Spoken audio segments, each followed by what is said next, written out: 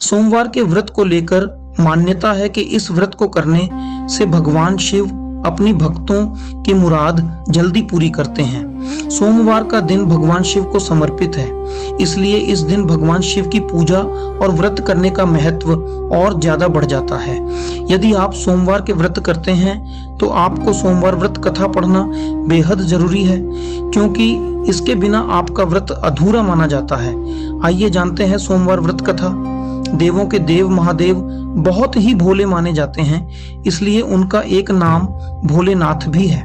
पौराणिक मान्यता अनुसार भगवान शंकर को प्रसन्न करने के लिए किसी भी तरह के खास विशेष पूजन की आवश्यकता नहीं होती, क्योंकि कहा जाता है कि वह तो भोले हैं और भक्त की मन से की गई क्षणिक मात्र की भक्ति से ही वह प्रसन्न हो जाते हैं।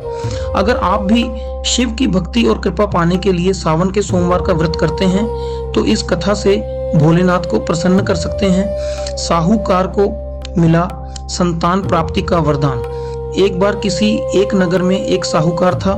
उसके घर में धन की कोई कमी नहीं थी, लेकिन कोई संतान न होने के कारण वह बहुत दुखी था।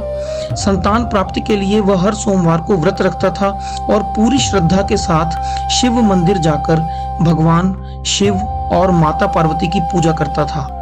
उसकी भक्ति देखकर एक दिन मां पार्वती प्रसन्न होकर भगवान शिव से साहूकार की मनोकामना पूर्ण करने का निवेदन किया। पार्वती जी के आग्रह पर भगवान शिव ने कहा कि हे पार्वती, इस संसार में हर प्राणी को उसके कर्मों का फल मिलता है और जिसके भाग्य में जो हो उसे भोगना ही पड़ता है। लेकिन पार्वती जी ने साहूकार की भक्ति देखकर उसकी मनोकामना पूर्ण करने की इच्छा व्यक्त की। माता पार्वती के आग्रह पर शिव जी ने साहूकार को पुत्र प्राप्ति का वरदान तो दिया, लेकिन उन्होंने बताया कि यह बालक 12 वर्ष तक ही जीवित रहेगा। माता पार्वती और भगवान शिव की बातचीत को साहूकार सुन रहा था, इसलिए उसे ना तो इस बात की खुशी थी और ना ही दुख। वह पहले की भांति शिव जी की पूजा करता रहा। कुछ समय के बाद साहूकार की पत्नी ने एक पुत्र को जन्म दिया। जब वह बालक 11 वर्ष का हुआ तो उसे पौराणने के लिए काशी भेज दिया गया। साहूकार ने पुत्र के मामा को बुलाकर उसे बहुत सारा धन देते हुए कहा कि तुम इस बालक को काशी विद्या प्राप्ति के लिए ले जाओ। तुम लोग रास्ते में यज्ञ कराते जाना और ब्राह्मणों को भोजन दक्षिणा देते हुए जाना। दोनों मामा भांजे इसी तरह यज्ञ कराते और ब्राह्मणों को दान दक्षिणा देते काशी नगरी निकल पड़े। इस दौरान रात में एक नगर पड़ा जहां नगर के राजा की कन्या का विवाह था, लेकिन जिस राजकुमार से उसका विवाह होने वाला था वह एक आंख से काना था। राजकुमार के पिता ने अपने पुत्र के काना होने की बात को छुपाने के लिए सोचा, क्यों न उसने साहूकार के पुत्र को दूल्हा बनाकर राजकुमारी से विवाह करा दूं। विवाह के बाद इसको धन देकर विदा कर दूंगा और राजकुमारी को अपने नगर ले जाऊंगा। बालक को दूल्हे के वस्त्र पहनाकर राजकुमारी से विवाह करा दिया गया। साहूकार का पुत्र ईमानदार था, उसे यह बात सही नहीं लगी, इसलिए उसने अवसर पाकर राजकुमारी के दुपट्टे पर लिखा कि तुम्हारा विवाह तो मेरे साथ हुआ है, लेकिन जिस राजकुमार के संग तुम्हें भेजा जाएगा वह एक आंख से काना है। मैं तो काशी पढ़ने जा रहा हूँ। जब राजकुमारी ने चुन्नी पर लिखी बातें पढ़ी तो उसने अपने माता पिता को यह बात बताई। राजा ने अपनी पुत्री को विदा नहीं किया, फिर बारात वापस चली गई। दूसरी ओर साहूकार का बालक और उसका मामा काशी पहुंचे और वहां जाकर उन्होंने यज्ञ किया। जिस दिन बालक 12 साल का हुआ उस दिन भी यज्ञ का आयोजन था। बालक ने अपने मामा से कहा कि मेरी तबीयत कुछ ठीक नहीं है। मामा ने कहा कि तुम अंदर जाकर आराम कर लो। शिवजी के वरदानुसार कुछ ही देर में उस बालक के प्राण निकल गए। मृत भांजे को देख उसके मामा ने विलाप करना शुरू किया।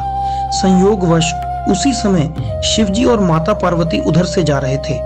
पार्वती माता ने भोलेनाथ से कहा, स्वामी, मुझे इसके रोने के स्वर सहन नहीं हो रहा। आप इस व्यक्ति के कष्ट को अवश्य दूर करें। जब शिवजी मृत बालक के समीप गए तो वह बोले कि यह उसी साहूकार का पुत्र है जिसे मैंने 12 वर्ष की आयु का वरदान दिया था। अब इसकी आयु पूरी हो चुकी है। लेकिन मातृभाव से विभोर माता पार्वती ने कहा कि हे महादेव, आप इस बालक को और आयु देने की कृपा करें, अन्यथा इसके वियोग में इसके माता पिता भी दुख से मर जाएंगे। माता पार्वती के पुण्य आग्रह पर भगवान शिव ने उस बालक को जीवित होने का वरदान दिया। शिव जी की कृपा से वह बालक जीवित हो गया। शिक्षा पूरी करके बालक मामा के साथ अपने नगर की ओर वापस चल दिया। दोनों चलते हुए उसी नगर में पहुंचे जहां उसका विवाह हुआ था। उस नगर में भी उन्होंने यज्ञ का आयोजन किया। उस बालक के ससुर ने उसे पहचान लिया और महल में ले जाकर उसकी खातिरदारी की और अपनी पुत्री को विदा किया। इधर साहूकार और उसकी पत्नी भूखे प्यासे रहकर बेटे की प्रतीक्षा कर रहे थे। उन्होंने प्रण कर रखा था कि यदि उन्हें अपने बेटे की मृत्यु का समाचार मिला तो वह भी प्राण त्याग देंगे, परंतु अपने बेटे के जीवित होने का समाचार पाकर वह बेहद प्रसन्न हुए। उसी रात भगवान शिव ने साहूकार के स्वप्न में आकर कहा, हे श्रेष्ठी, मैंने तेरे सोमवार के व्रत करने और व्रत कथा सुनने से प्रसन्न होकर तेरे पुत्र को लंबी आयु प्रदान की है। इसी प्रकार जो कोई सोमवार व्रत करता है या कथा सुनता और पढ़ता है, उसके सभी दुख दूर होते हैं और सभी मनोकामनाएं पूर्ण होती हैं। पूरी श्रद्धा से बोलें, हर हर महादेव, ओम नमः शिवाय। मैं भगवान शिव मंगलकारी को नमन करता हूँ